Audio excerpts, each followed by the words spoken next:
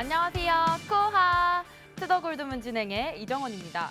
지금 비트코인 현재 20K까지 횡보를 하면서 정말 영차 바닥을 찍고 올라와주는 모습 보여주고 있는데요.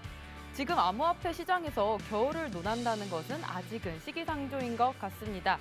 지금의 약세는 건전한 조정을 받고 있다는 의견이 시장의 지배적인데요. 이번 주에는 또 연준이 선호하는 물가 지표죠. 5월 근원 개인 소비 지출이 발표가 됩니다. 이 부분 체크해 가시면서 저희 투더골드문과 함께 해주시면 좋을 것 같습니다. 오늘은 또 이렇게 새롭게 스튜디오를 바꿔봤는데요. 오늘 1부는 비트필승 전문가님과 함께합니다. 필승! 비트필승님 안녕하세요. 네, 안녕하세요. 일단 뭐 경례 상태가 매우 불량합니다. 일단 현재 비트코인 동향 자체가 저번 주에 말씀드렸을 때 저희가 현재 이제 주말 선상까지는 단기적으로 우상향할 것이다라고 설명을 드려봤는데 현재 오늘 기점 분기점으로서 오늘 이제 과대 낙폭을 보이지 않는 이상, 그러니까 마이너스 1% 내외는 상관이 없습니다. 이제 뭐 과대 낙폭을 보인다라고 한다면 단기적으로 다시 조정세에 힘을 입을 수 있다. 하지만 아직까지 현재 시점에서는 단기적 우상향 시점이 맞다라고 보여지고 있고, 현재 뭐 시황적인 부분보다도 이제 비트코인의 차트적 기술적인 분석이 더욱더 중요한 요점을 요한다라고 말씀드려보면서 오늘도 여러 가지 정보를 알아가시면서 좋은 정보 잡아가시길 바라겠습니다. 네, 오늘의 코인 소식 같이 비트필승님과 볼 텐데요. 저와 같이 화면 보시겠습니다.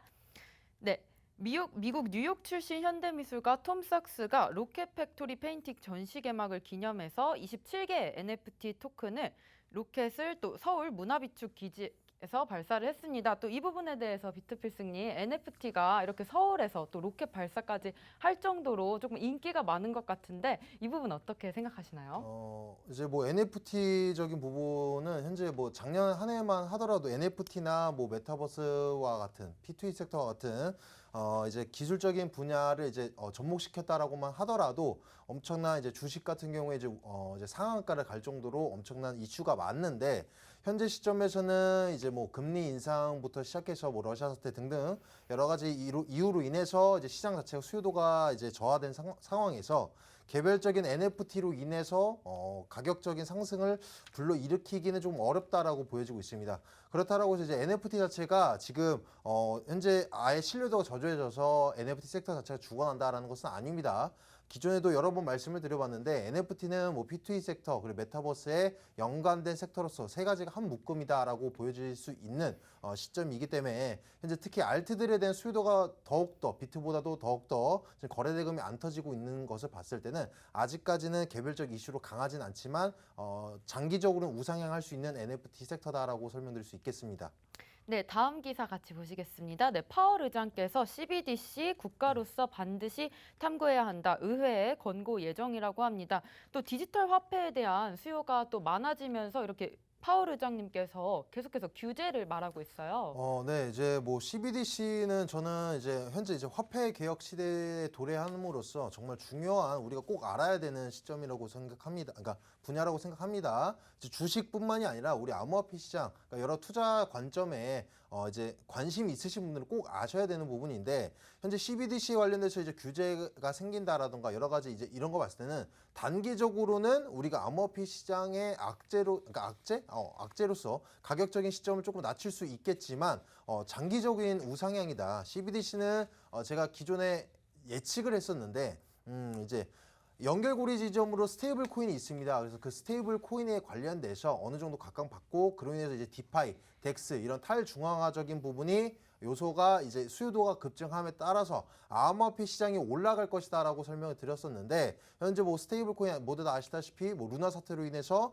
많이 저조해졌죠. 신뢰도가. 그래 인해서 뭐 스테이블 코인이 인용이 될지 중간다리 역할을 할지 수행해낼지 알지는 못하겠지만, 어찌됐건 CBDC가 수면상에 드러나고 활용도가 현재 중국에서만 보더라도 중국의 인구의 5분의 1 정도 수치에 해당되는 사람들이 어플을 다운받았다라고 했습니다. 그만큼 이제 수요도가 증가하고 있다는 걸 보여주고 있는데, 앞으로 한 4년 내지 5년 정도 예측이 되고 있습니다. 실질적으로 이제 활용이 되는 정도까지 기간은 어찌됐건 이제 CBDC로 인해서 스테이블 코인이 중간다리 역할을 하지 못하더라도 대체 수단으로서 그 다음에 암호화폐 수요도가 올라갈 전망이 보여지고 있기 때문에 현재 CBDC 이슈에 관련돼서 적극적으로 우리가 체크해야 될 이슈다라고 설명드릴 수 있겠습니다. 네, 그렇다면 CBDC가 또 암호화폐와 다른 점은 어떤 게 또 다르게 볼 수가 있을까요, 저희가? 가장 대표적인 것은 이제 탈중앙화냐 아니면은 네네. 이제 중앙 체제 시스템에 현재 이제 되어 있는 부분이냐라고 알 수 있겠는데 이제 뭐 CBDC는 말 그대로 투자 상품은 전혀 아닙니다. 투자 가치도 없고 자산도 아니고 말 그대로 그냥 화폐일 뿐. 현재 우리 여러분들이 이제 화폐라고 하시면 이제 종이화폐, 동전화폐 생각하시듯이 향후 몇 년 뒤에는 이제 화폐의 개념 자체가 이제 디지털화 될 것이다라고 생각이 들여지고 있습니다. 그래서 가장 큰 차이점은 이제 자산적인 부분, 그러니까 상품 개념까지 덮여진 게 우리 암호화폐 시장이고 CBDC는 말 그대로 그냥 화폐 개념일 정도로만 인지하시면 분간이 확실하게 지어질 것이다라고 설명드릴 수 있겠습니다. 네, 비트필스님께서 또 CBDC와 암호화폐 차이점까지 짚어주셨습니다. 다음 기사 같이 보겠습니다. 네, 코인플렉스에서 자금 출금을 동결했습니다. 거래처와의 문제가 있다고 하는데요. 또 대출 플랫폼 셀시우스죠. 또 바벨 파이낸스랑 같이 이번에 코인플렉스까지 이렇게 자금 출금을 동결을 했어요. 이런 사태에 대해서는 어떻게 생각하시나요? 이제 뭐 현재 내용 간단하게 설명을 해드려 보면 이제 극단적인 시장 상향 그리고 거래 이제 상대방에 대해 이제 불확실성으로 인해서 지금 출금을 막은 상황입니다.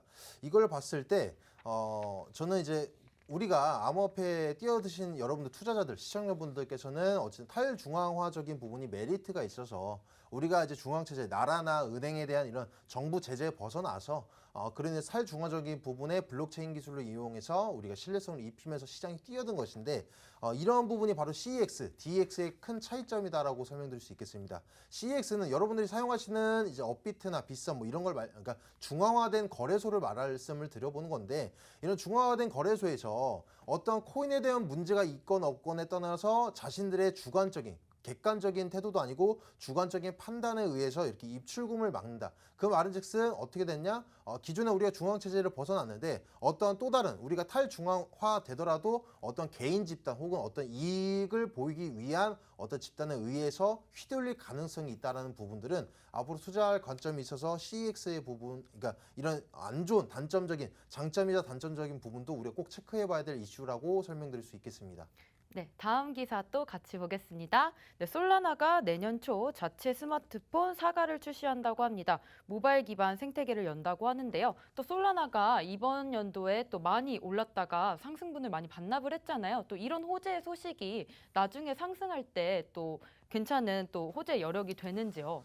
네, 분명히 이러한 호재는 이제 개별적 이슈로 강한 호재는 맞습니다. 보편화되고 조금 상용화될 수 있는 호재는 맞는데 지금 시점 자체가 비트 동향이 가장 우선적이다라고 알려드렸죠. 우리가 알트에 있어서 한정적인 호재만 보고 알트에 대한 차트적인 한정적인 부분만 볼 것이 아니라 가장 먼저 비트의 동향을 파악하고 나서 장기적인 우상향이 보일 시점에 그때 호재로서 입혀지는 것이지 비트는 하방을 하고 지금 투자 관점 자체가 수요도가 저조해진 상황에서 알트에 관련된 어떤 호재로 인해서 그 알트만 올라간다? 저는 매우 어렵다라고 보여지고 있습니다. 현재로서는 암호화폐, 이제 비트코인과 마찬가지로 알트코인에 대한 신뢰도의 문제점, 그러니까 현재 신뢰도 저하적인 문제점을 해결하고 나서 우상향할 시점에 이런 호재를 눈여겨보시는 거지 호재가 났다라고 해서 그때 시점에서 타셨다가는 다시 한번 또 물릴 가능성이 크다라고 설명드릴 수 있겠습니다.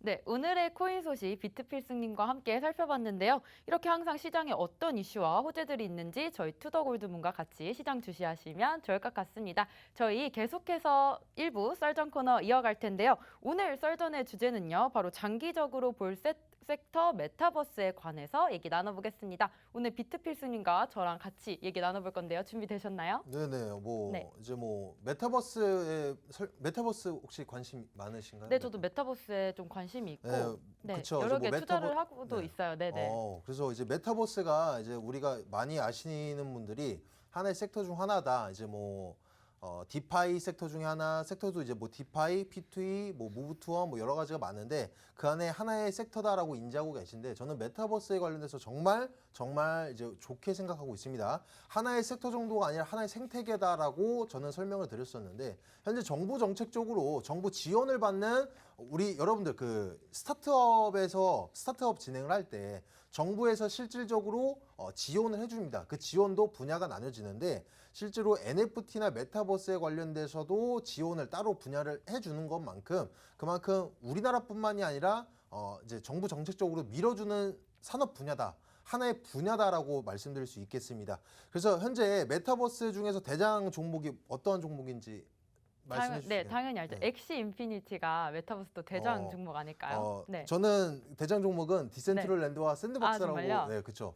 물론 이제 P2E 섹터도 현재 P2E 섹터 중에서 이제 엑시 인피니티도 토지 관련돼서 지금 게임을 개발하고 있는 만큼 메타버스적인 부분도 인용되고 있는 부분 맞습니다. 저도 그 부분 각광받고 있고 눈여겨보는 시점 맞는데 현재 이제 어찌됐건 이제 디센트럴랜드와 샌드박스가 가장 이제 대장주의 역할을 맡는데 앞으로 저는 그렇게 생각합니다. 현재 시점에서 대체될 만한 코인의 종목은 없습니다. 그리고 대체될 만한 생태계, 수면상에 드러난 어떠한 다른 플랫폼이 있지 않다라고 보여주고 있는 만큼 그 안에 메타버스가 성장해 갈수록 각광받을 두 코인 종목이 맞다라고 보여주고 있는데 저는 향후에 이제 여러분들이 지표를 삼으면서 장기적인 투자를 관점을 들어가셔야 되는데 저는 만약 대체될 만한 플랫폼이 있다 혹은 다른 코인이 있다라고 한다면 샌드박스와 디센이 아니라는 점 꼭 인지하시면서 들으셔야 됩니다. 이꼬르 디센이냐 샌박이냐 이렇게 인지하시면서 들으는 분들이 계셔서 제가 우려 차원에서 설명을 들어본 거고 일단 가장 유명한 건 페이스북이 이름을 리브랜딩을 했었는데 페이스북이 이제 메타라고 이름을 바뀌었죠. 그 이유는 그리고 창시자가 이제 자기는 삼성을 지지한다, 삼성폰을 지지한다라고 했었는데 그때 왜 이게 메타버스에 어떤 연결고리 지점이 있냐라고 설명을 드려본다면 애플에서는 기존에 미국에 이제 있는 이제 애플 회사 같은 경우에는 이제 최근에 개인정보 추적 금지 방침을 내림과에 따라서 현재 이제 데이터적인 기반 광고 사업에 큰 타격을 받습니다. 그러니까 페이스북 같은 경우에 큰 타격을 받을 수밖에 없어서 삼성을 지지했다라고 보여지고 있습니다. 그래서 이제 페이스북이 단독적인 이제 플랫폼, 그러니까 데이터 플랫폼을 만들기 위해서 메타버스를 구축해 나가고 있는 상황입니다. 자회사를 쓰는 이제 오큘러스라고 해서 이제 VR 산업적인 부분도 현재 생태계 구축해 나가고 있는데 여러분들이 생각하는 메타버스는 다들 각자 다를 거라고 생각이 들어지고 있습니다. 우리 아나운서님, 앵커님께 여쭤보면은 메타버스가 어떤 산업 분야에 어떻게 입혀질지 생각을 해보신다면? 네, 저는 어떤 걸 봤냐면 인터넷에서 뭐 취업 박람회나 이런 것도 메타버스로 같이 기업들이 여는 게 있더라고요. 네. 네, 그래서 SK나 뭐 네이버나 카카오 이런 쪽에서 지금 메타버스 쪽으로 계속 개발을 하고 있는 것 같습니다. 네, 맞습니다. 뭐 이제 공연 그리고 뭐 공연이나 어떤 박람회 실질적으로 막 이용하고 있어요. 메타버스도 크게 네 가지로 나뉘어지고 있는데 그 네 가지는 나중에 알려드리도록 하겠고 이제 아무래도 이제 특히 지금같이 코로나 사태로 인해서 한창 또 주식을 해보신 분들은 알 거예요. 코로나 사태로 인해서 이제 그러니까 자택근무 진행을 하기도 하고 학교도 이제 나가지 않으면서 집에서 교육을 듣는 것처럼 그 교육 산업 분야 관련돼서 막 상한 까고 막 그랬던 적이 있었는데 그런 것처럼 우리 메타버스도 마찬가지입니다. 아바타를 이용해서 혹은 그 메타버스 가상 세계를 이용해서 그 안에서 우리가 교육을 받을 수도 있겠고 최근에 이제 있을 실질적인 사례를 들여본다면 교육적인 공연, 박람회 이런 게 있겠고 거기에다 저는 추가적으로 뭐냐면 이제 의료 산업 분야가 각광받을 수 있다라고 생각이 들어지고 있습니다.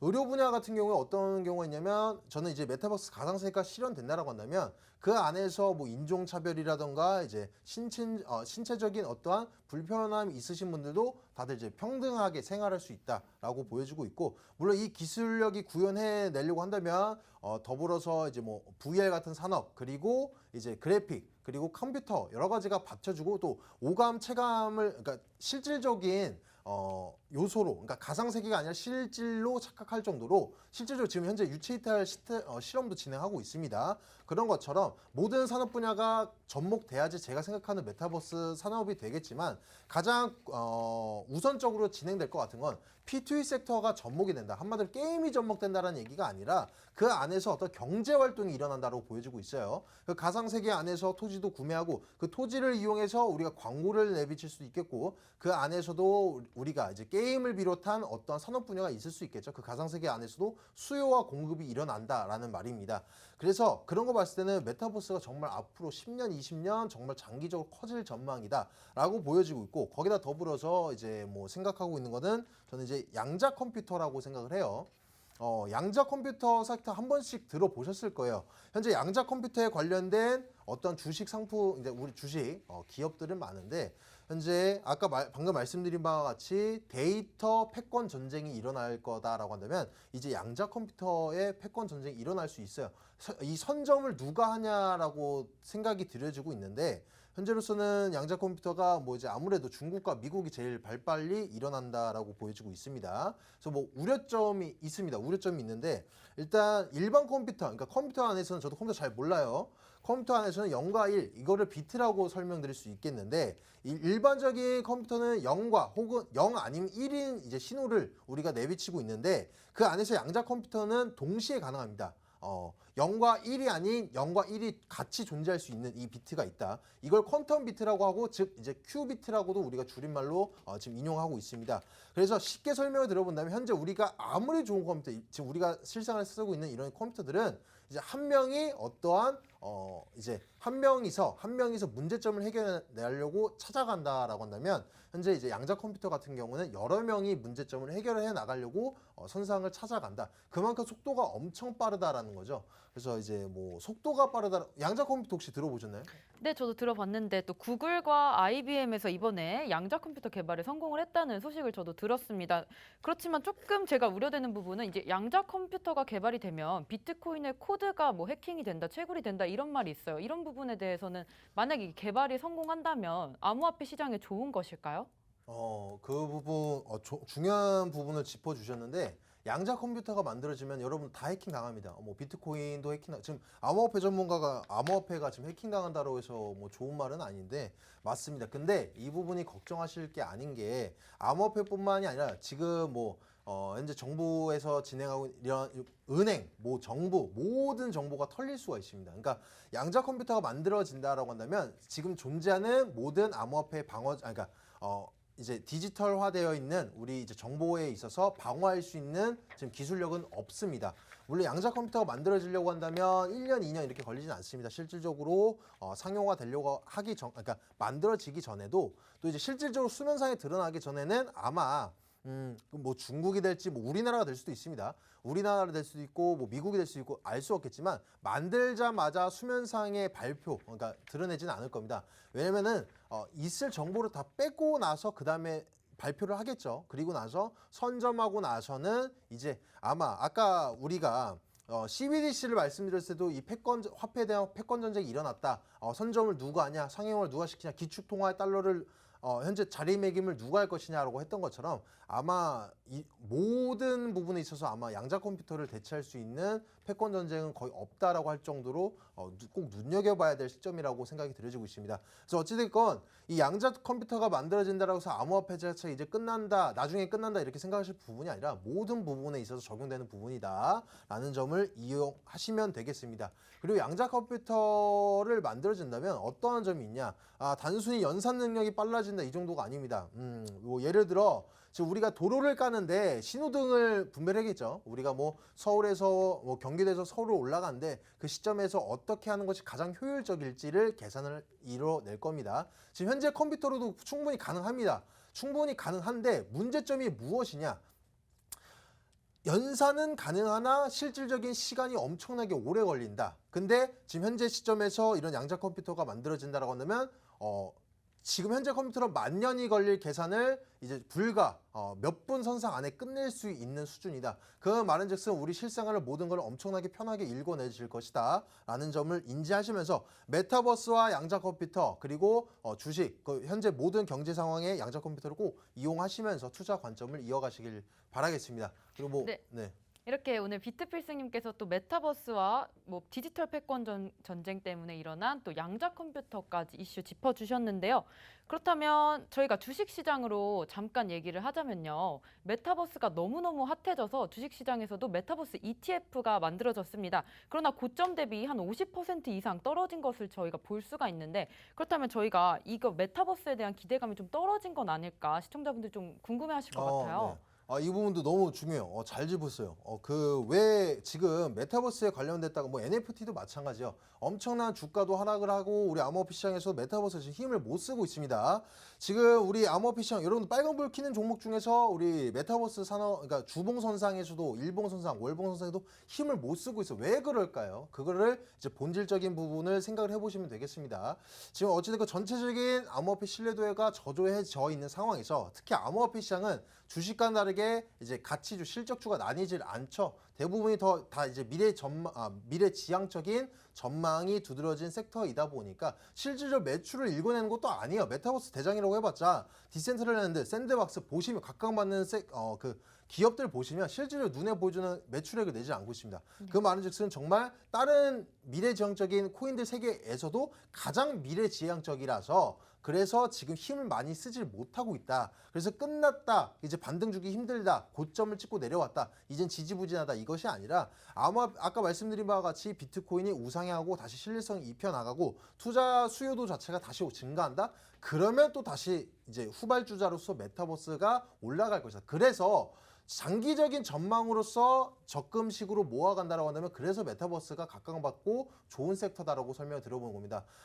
제가 뭐 이제 이제 투자 관점에 좋은 섹터다라고 설명드려볼 때 가장 먼저 올라간다, 가장 많은 큰 수익률을 안긴다라는 관점보다도 이제 우리가 비교적 다른 섹터에 비해서 비교적 차근차근 모아갈 수 있는 이제 미래 전망이 두터운 섹터인 것이 바로 메타버스라서 오늘 가지고 온 겁니다. 네, 오늘 필승님과 함께 메타버스에 대해서 얘기 나눠봤는데요. 그렇다면 지금 횡보하고 있죠, 비트코인이. 이 횡보하고 있는 구간에서 투자 전략 어떻게 세워보면 좋을까요? 네, 뭐 현재 관점에서도 만약에 나는 단타 이용을 잘 해본 적이 없습니다. 그렇다라고 한다면 관망하시는 걸 추천드리고 저는 이제 비트코인 동향을 정말 잘 맞췄어요. 스윙적인 관점 및 단기적인 관점도 정말 잘 맞췄는데 이번 주 정말 궁금하실 겁니다. 저번 주 주말 손상 양봉 흐름세 유지된다고 했으니까 오늘 기점으로 과대 낙폭을 보이지 않고 아까 말씀드린 바와 같이 마이너스 1% 내외의 하락률을 보인다라고 한다면 다시 적어도 요번 주 안에 2,900선에서 3,000선까지 다다르는 모습 보여줄 겁니다. 그리고 만약에 지금 저는 중장기적인 관점보다도 지금 짧은 포지션을 이용하라고 말씀을 드렸는데 만약에 비트코인이 하루 중에 5% 내지 6% 강한 상승세에 나오잖아요. 그리고 그날 내가 어떤 짧은 포지션 단타 종목을 들어갔잖아요. 그럼 나오셔야 됩니다. 그날은. 왜냐면 조정세가 나와줄 수밖에 없고 지금 같이 제가 말씀드린 것 같이 박스권의 상단치 2,900선 이 3,000선 가까이 올라갈 힘을 보일 것인데 점진적으로 올라갈 것이냐 아니면 급진적인 상승으로 올라갈 것이냐에 따라서 시장의 변동폭만 키웁니다. 그래서 저는 점진적인 우상향을 바라지 급진적인 상향을 바라지 않고 현재 아직까지도 2,900 후반대까지 올라갈 여력이 남아있다는 점을 시장 방향성을 가져가시면서 이제 짧은 단타적인 포지션을 가져가시는 것이 가장 용이하다라고 설명드릴 수 있겠습니다. 네, 또 이런 횡보장에서 비트필승님께서는 조금 단타적으로 접근하는 게 좋을 것 같다는 말씀 주셨습니다. 그렇다면 오늘 또 아침장에서 오늘 엔진이랑 또 진리카, 샌드박스 같은 메타버스 관련주가 조금 상승을 하는 흐름을 보였어요. 이렇게 해서 오늘도 이렇게 메타버스에 대해서 알아봤는데 계속해서 상승 흐름 이어갈 수 있는지 궁금합니다. 아니면 오늘 또 호재가 있었는지요? 네. 지금 오늘 저는 아침장에서 스캘핑 관점으로 스택스 종목을 수익을 내고 나왔어요. 그리고 아침장 아시다시피 비트코인 동향 자체는 오히려 이제 음봉 전환되면서 약세장 느낌, 그러니까 약세한 흐름들을 보여주면서 알트들에 대한 수급이 정말 조조했습니다. 그래서 저는 이제 스택스 같은 경우에 오늘 603원 지금 한번 확인해 볼게요. 지금 이제 보시면 603원, 오늘 맞네요. 603원이 최고점이었는데 정말 한 틱 차이도 안 틀리고 603원이 최고점이라는 관점으로 오늘 스캐핑 이제 수익을 내고 나왔습니다. 그리고 지금 다른 종목들 진리카라던가 이가 지금 대체적으로 특징적인 상승 여력을 보였던 종목이 아닌 이상 웬만하면 다들 똑같은 흐름 보일 겁니다. 주봉선상에서 단기적 이평선상에서 캔들의 모양들이 다들 비슷할 건데 거기서 차이점을 두고 우리가 노려볼 수 있는 종목들은 뭐냐면 거래 대금이 어느 정도 받쳐주느냐. 이것만 보셔도 여러분들이 스캘핑이나 오버나인용 관점의 단타를 접근하실 때도 충분히 다른 종목에 비해서 상승 여력이 있어 보이는 힘 있는 종목을 발굴하시는 데 매우 용이한 것이 현재는 거래 대금을 이용하셔라라고 설명드릴 수 있겠습니다. 네, 그렇다면 비트필승님 이런 장에서 지금 상승이 나오는 종목들은 보통은 차트적인 관점에서 분석을 해서 저희가 접근을 하면 되는 거죠? 네, 지금 저는 확실하게 말씀드릴 수 있겠습니다. 오늘 100이면 100%는 아닙니다. 네, 100이면 90 이상은 지금 어떠한 개별적인 호재 전혀 힘은 없고요. 물론 명분을 삼아서 올릴 수는 있겠지만 거의 다 지금 차트적인 이제 힘을 보고 그러니까 올라갈 여력이 다분합니다. 단순히 단기적 이평선이 유지해줬다. 지금 비트가 지지부진하는데 단기적 이평선 내외로 이제 유지해주고 있다라고 그 이평선의 분기점만 볼 시점이 아니라 현재는 단기적 이평선에 오히려 이탈하더라도 강력한 거래대금이 동반되면서 자리를 지켜주고 있다면 그 종목이 몇 초 선상 안에 혹은 하루 이틀 선상 안에서 상승 여력을 보일 수 있는 확률이 매우 다분합니다. 이거는 뭐 아무 데서나 알려드린 건 아닌데 좋은 정보를 알려드려 봤습니다. 네, 이렇게 오늘 주제 메타버스에 대해서 같이 얘기 나눠봤습니다. 마지막으로 또 비트 동향까지 살펴주셨는데요. 비트필승님이 말해주신 매매 전략까지 챙겨가시면서 공부해보시면 좋을 것 같습니다. 저희는 다음 코인스쿨로 돌아오겠습니다.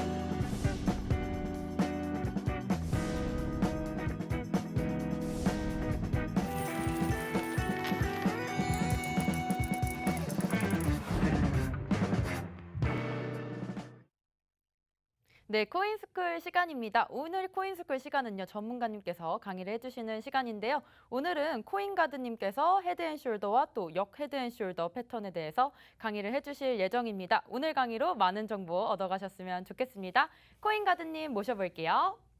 네, 안녕하세요. 네, 반갑습니다. 자, 2부 진행할 코인가드 전문가라고 하고요.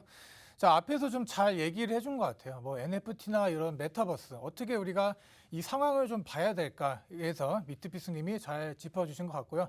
자, 근데 우리가 여기서 중요한 거는 어떻게 수익을 내냐 이거죠. 수익을 내는 데 있어서 우리가 지금 이 하락으로 가고 있는 와중에 꼭 좀 배워놔야 될 좀 패턴이 있지 않을까라고 좀 생각돼서 제가 오늘 가져온 패턴이 이 좀 말씀드릴게 이제 헤드앤숄더라는 패턴입니다. 우리가 주식이나 뭐 코인 이렇게 해서 많이 볼 수 있는 차트예요. 그렇기 때문에 두 가지가 있어요. 두 가지. 자, 우리가 상승을 볼 수 있는 이제 역 헤드앤숄더가 어떻게 보면 이제 역이라는 말이 들어갔기 때문에 뭐 하락이지 않을까라고 생각할 수 있겠지만, 자, 이게 상승 패턴입니다. 그리고 우리 헤드앤숄더 이게 바로 이제 하락 패턴이다라고 좀 말씀드릴 수가 있겠고, 자, 어떻게 보면 생긴 게 헤드앤숄더예요. 자, 우리가 제 어깨를 보면 자, 어깨와 머리 이렇게 우리가 생각을 해볼 수가 있습니다. 그래서 이런 패턴을 좀 그려줍니다. 우리가 좀 이런 산 같은 좀 패턴을 그려주는데, 자, 이 패턴 가지고 사람들이 많이 발견을 해요. 그래서 지금 이 패턴이 나왔네. 그래서 뭐 매수를 해야 돼요, 뭐 매도를 해야 돼요 이렇게 말씀하시는데, 제일 중요한 게 이 패턴을 어디서 잡냐, 또 어디서 좀 이제 매수 매도를 잘 하냐, 자, 그런 게 정말 중요합니다. 뭐 하지 말아야 될 잘못될 부분에서 잡아서 매수 매도를 잘못해서 뭐 손절이나 이렇게 좀 나갈 수 있는 그런 상황이 이루어질 수 있기 때문에 오늘 요거에 대해서 좀 자세히 알려드릴게요. 어떻게 우리가 매수 매도를 하는 게 좋을까라고 말씀드릴 수 있겠습니다. 자, 지금 말씀드린 이제 하락 패턴입니다. 하락. 자, 우리가 하락으로 가기 전에 보통 이러한 패턴이 나와요. 제가 이걸 설명해드린 후에 이제 앞으로 비트코인 차트 좀 말씀드릴 건데, 자, 뭐 업트렌드죠. 이제 올라오는 와중에 다시 내려와요. 여기서 이게 첫 번째 왼쪽 어깨를 만드는 겁니다. 왼쪽 어깨를 만들고 그다음에 다시 한번 올라가는데 여기서 이제 머리 부분이죠. 거의 이제 피크를 쳤다고 말씀드릴 수 있겠습니다. 그렇기 때문에 매도를 여기서 해야 될까요? 라고 물어보시면 정말 좋겠죠. 우리가 이 지점만 알고 있으면 어떻게 매도를 하느냐 그런 거에 따라서 수익이 많이 날 텐데 자, 오늘 우리가 좀 이제 지켜볼 그런 패턴은 내려와요. 다시 내려오는데 자, 여기 보시면 이제 목 라인이라고 있죠. 목 라인. 이제 우리가 넥 라인이라고 부르는데 여기서 이제 지지와 저항을 대부분 다 받아줘요. 그렇기 때문에 자, 다시 한번 또 올라가요. 또 올라갔다가 이번에 오른쪽 어깨를 만들고 이렇게 내려가는 패턴이다 이렇게 보시면 될 것 같습니다. 그래서 이론적으로 좀 말씀을 드리면 무조건 우리가 하락을 봐야 된다라고 좀 말씀을 드릴 수가 있겠고 여기서 진짜 매도를 잘 하셔야 돼요. 막 힘들게 우리가 번 돈인데 메타버스 아까 강의도 잘 들었잖아요. 그런데 11 패턴 나왔을 때 우리가 도망갈 줄 아는 좀 그런 거를 좀 아시면 되지 않을까라고 말씀을 드리면서 자, 다음으로 한번 넘어가 볼게요. 자, 이렇게 생겼어요. 자, 차트를 보면 정확합니다. 우리가 업트렌드죠. 올라오는 패턴에서만 이 헤드앤숄더는 이제 다뤄야 된다라고 말씀을 드리고 왼쪽 어깨에 찍어주고 내려와서 정점 찍고 다시 내려와서 오른쪽 어깨를 이렇게 찍어주는 패턴이다라고 보시면 됩니다. 자, 패턴이 이렇게 진행이 될수록 패턴이 이렇게 옆으로 이렇게 진행이 되잖아요. 진행이 될수록 거래량이 낮아져요. 거래량이 여기서 이렇게 뽑아주면서 올라오면서 이제 왼쪽 어깨를 만드는데 왼쪽 어깨 만들어준 후에 내려왔다 올라가면서 계속 거래량이 줄어드는 것도 여러분 잘 보셔야 되는 거고 자 가장 우리가 중요하게 우리가 봐야 될 그런 패턴 자 이 헤드앤숄더는 후행성 지표입니다. 그렇기 때문에 이 패턴이 나오기 전에 이 패턴이 나올 거야 라고 해서 예상을 해서 여기서 무조건 내려갈 거 올라갈 거야 예측을 하는 방법도 저는 이제 맞다고 보지만 자 가장 중요한 거는 이 넥라인 여기를 깨고 내려갔을 때 과감히 던질 줄 알아야 된다. 자, 우리가 이 패턴만 알았어도 작년 우리가 5월에 있을 이제 대하락이었죠. 대하락 패턴에서 우리가 탈출을 좀 할 수 있었겠다라고 좀 말씀을 드릴 수가 있겠습니다.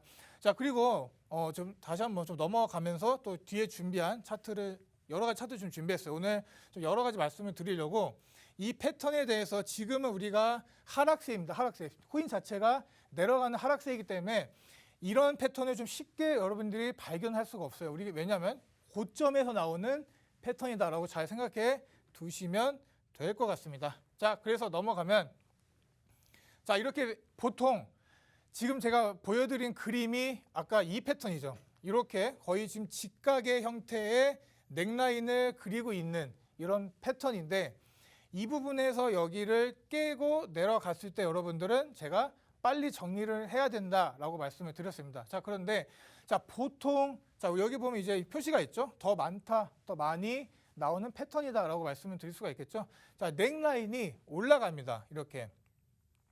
자, 이 넥라인이 올라가면서 이 차트도 살짝 오른쪽 어깨죠. 이 오른쪽 어깨가 왼쪽 어깨보다 이제 높게 있는 게 어떻게 보면 이 차트의 정석이다라고 말할 수가 있는데 뒤에 또 제가 또 갖고 온 차트에 비하면 또 우리가 또 다른 좀 차트를 볼 수가 있다라고 말씀드립니다. 그래서 자 이런 차트가 거의 대부분 나와요. 이 부분 오른쪽 어깨가 더 높고 이 오른쪽 어깨를 내리고 왔을 때 여기서 매도 그런데 다시 여기서 올라오는 경우도 있어요.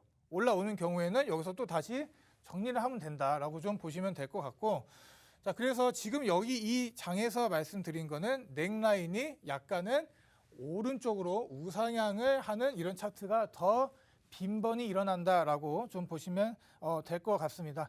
자, 그래서 자 넘어가 보면 자 아까 거래량 제가 말씀드렸죠. 거래량이 계속 줄어간다라고 말씀을 드렸는데 이 왼쪽 어깨에 왔을 때 왼쪽 어깨에서 쭉 올라올 때 거래량이 한번 터져주기는 해요. 터져주면서 머리 쪽으로 이렇게 갈수록 이게 머리 부분으로 갈수록 거래량이 조금은 줄어드는 듯한 모습을 보이다가 이 오른쪽 어깨죠. 이 오른쪽 어깨를 이제 깨고 내려왔을 때, 자 여기서 우리 진짜 다시 한번 계속 말씀드린다. 이 깨고 내려왔다 이 표시 도망가야 된다. 우리는 이제 여기서 이제 팔아야 된다. 이제 매도를 고려를 해야 된다라고 저는 말씀드릴 수가 있겠습니다. 그래서 좀 쉽죠. 거래량과 한번 같이 보면 돼요. 거래량이 터져주느냐. 거래량이 뭐 이렇게 좀 다시 여기서 말라갔느냐 잘 봐주시면 될 것 같고, 다시 한번 내려가기 이 직전에 한번 또 거래량이 한 번쯤은 터져준다라는 걸 잘 보시면 될 것 같아요. 진짜 너무나도 많이 나오는 차트예요. 너무나도 많이 나오는 패턴이고, 자, 우리가 이런 코인이나 이런 거 차트를 볼 때 뭐 주식에서 온 거예요. 주식에서 온 거기 때문에 주식장이 어떻게 흘러가느냐를 좀 바탕으로 이제 어떻게 보면 코인장에도 어떻게 대입을 시켰다라고 보시면 될 것 같습니다. 자, 그래서 좀 넘어가 볼게요. 자, 드디어 이제 실전 차트에 돌아왔습니다, 여러분. 자, 제가 말했죠. 이렇게 넥라인이 일자로 나오는 차트도 있을 거고, 이렇게 우측으로 이렇게 살짝 올라가는 게 어떻게 보면 우리 자주 나오는 더 빈번한 패턴이다라고 말씀을 드리고, 자, 우리 비트코인 보세요. 이거 우리가 내려가기 직전에 여기를 우리가 예측을 했다. 우리가 한 여기를 가리고 보면, 이렇게 가리고 보면 어떻게 보면 헤드앤숄더 패턴일 수도 있겠는데, 그러면 올라갈 패턴보다 내려가는 좀 그런 가능성이 높지 않을까라고 생각을 하시면, 자, 이 부분에서 우리가 피할 수 있었겠죠. 그렇죠? 자, 만약에 여기서 못 피해서 여기까지 내려왔다, 이게 다시 계속 내려가는 패턴이기 때문에 여러분들 여기서 뭐 물을 타서 뭐 탈출하거나 이러기에는 쉽지는 않았을 거다라고 말씀을 드리고, 자, 다시 또 만약에 이렇게 올라와요. 만약에 올라오면 여기서 무조건 이걸 고점을 여기서 분명 이제 대부분 이제 패턴들이 다 이제 저항을 받고 다시 떨어지게 돼 있습니다. 그렇기 때문에 이 부분 제가 친절하게 여러분들 보여드리려고 직접 이제 그려서 가져왔기 때문에 잘 기억을 해두세요. 여기서 팔았으면 될 거고, 여기서 팔았으면 될 거고, 제일 좋은 건 여기서 팔았으면 되지만 여기를 예측하는 사람이 전 세계에 몇이나 될까요? 거의 없다고 봅니다, 저는. 그래서 자, 비트코인만 차트를 봐도 피했을 수가 있겠다라는 좀 그런 생각을 해보시면 될 것 같아요. 자, 이게 뭐 어떻게 보면 또 변형이 나왔어요. 변형이 제가 아까 말씀드린 게, 자, 우측 어깨가 좀 더 크면 좋다, 이렇게 정석이다 이렇게 말씀을 드렸는데, 이런 식으로 지금 이더리움 일봉입니다. 너무 멀어요 끝까지 가기가. 이더리움인데, 자, 똑같아요. 넥라인 올라오는 건 괜찮아요. 넥라인 올라오는 건 괜찮은데 어찌됐든 여기를 깨고, 굉장히 이게 최근 차트거든요. 최근 차트이기 때문에 잘 보시면 될 것 같다. 그래서 거래량 같은 경우 여기서 또 분명 터져줬잖아요. 여기서 이렇게 내려가면서, 그렇죠? 내려가면서 터져주고 여기서 계속 말라오고, 이런 것도 여러분 잘 지켜보면 우리가 좀 피해 갈 수 있었다라고 좀 말씀드립니다. 자, 여기서 좀 빨리 좀 제가 너무 준비한 게 많아서 그런데 준비를 많이 한 이유도 좀 알려드리면, 만약에 넥라인이 이렇게 우하향을 합니다. 이렇게.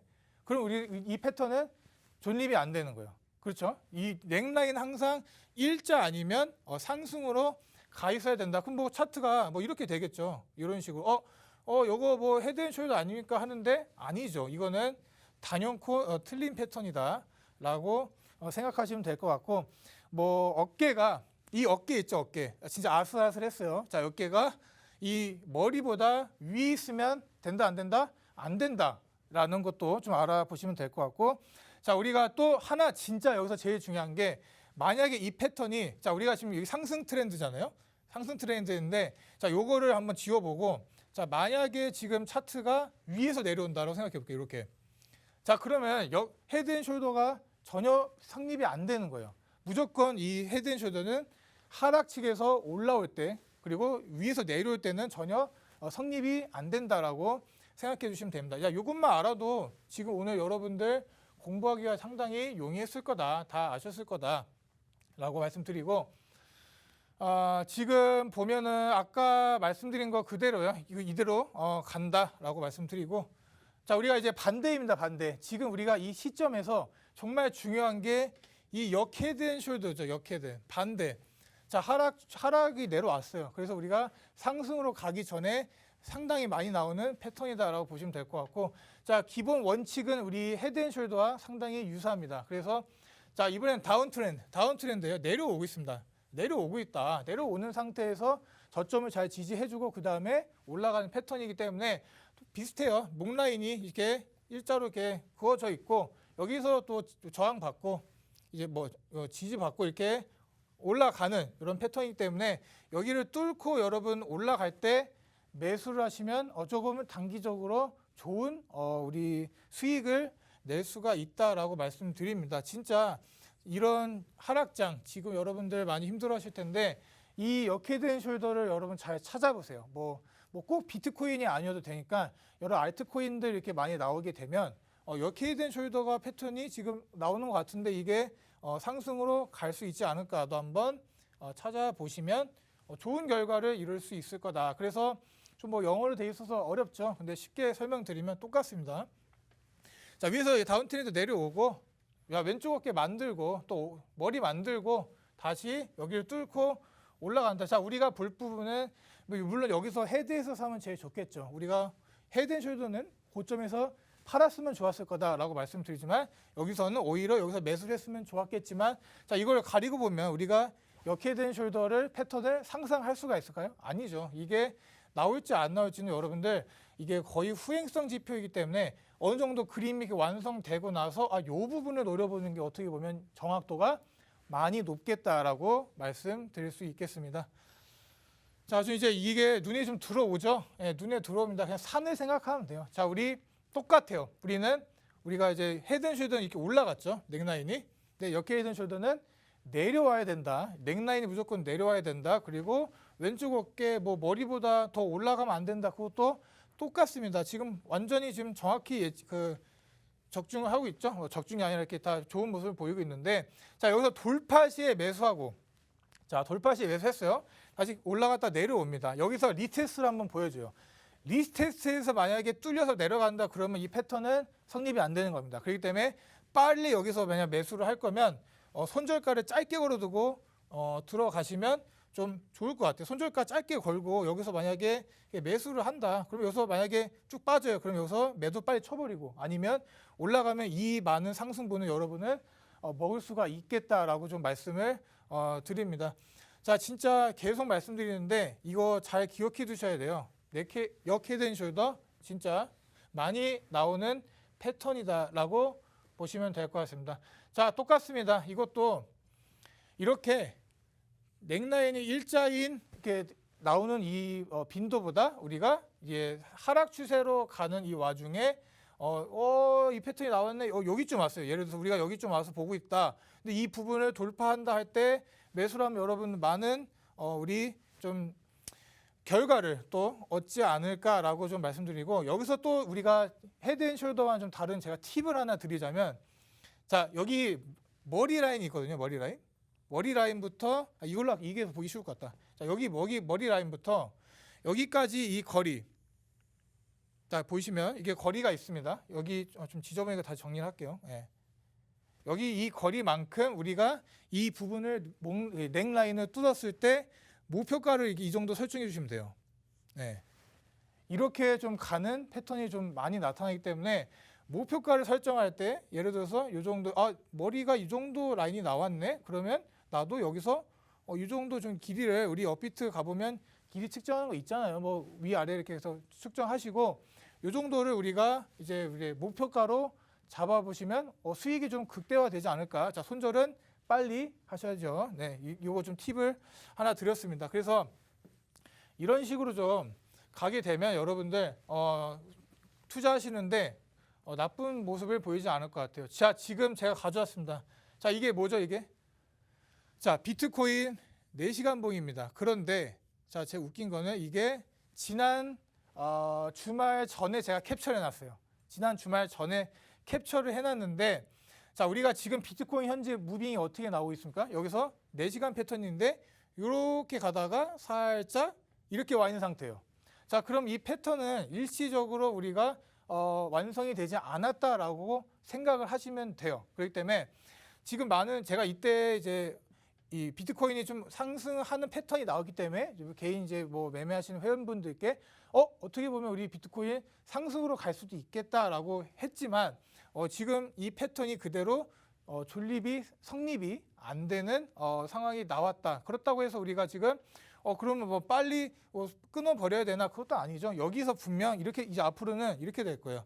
자, 여기서 분명 이제 지지를 한번 받아줄 건데 여기서 지지가 안 되면 자, 여기서 이 지지가 안 되고 이제 지지를 받을 건데 안 되고 내려오게 되면 이렇게 또 저항으로 바뀌는 상황이 올 수도 있습니다. 그렇기 때문에 요 트렌드선, 이 넥라인은 어떻게 보면 여러분들 지금 뭐 전혀 이 위에하고 관계는 없습니다. 그래도 잘 지켜보시라. 이 트렌드를 잘 한번 지켜보시면서 투자를 하셔라라고 상당히 말씀드릴 수 있겠습니다. 자, 지난 주말에 보면은 이런 상황인데도 불구하고 알트코인들 뭐 완전 급등이 나온 코인들도 상당히 많기 때문에 제가 항상 말씀드리는 게 비트코인을 그냥 어떻게 움직이느냐 그런 동향만 살피시고 우리들이 할 거는 좀 많이 좀 내려가 있는 코인들, 알트코인들 위주로 뭐 골든크로스라든지 뭐 여러 가지 보조 지표를 좀 분석을 하셔서 올라갈 만한 코인들 우리가 타점만 잘 잡아서 오르면 상당히 좀 수익이 많이 날 수가 있다라고 생각합니다.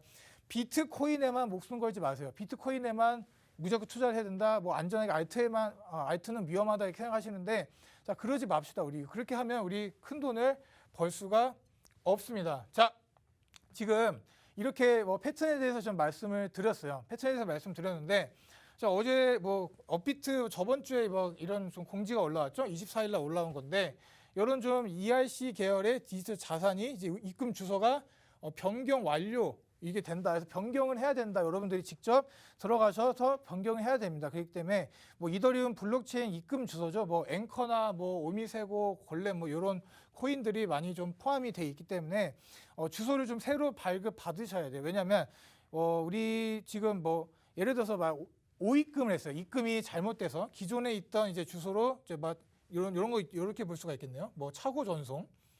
이런 것들을 이제 돈을 잘못 보내게 되는 거죠. 전에 있던 주소를 체인지하지 않고 보내게 되면 좀 한참 뭐 예를 들어서 뭐 우리가 또 코인을 찾아야죠. 우리가 보냈는데 우리가 잘못된 주소로 보냈다. 그러면 어떻게 해요?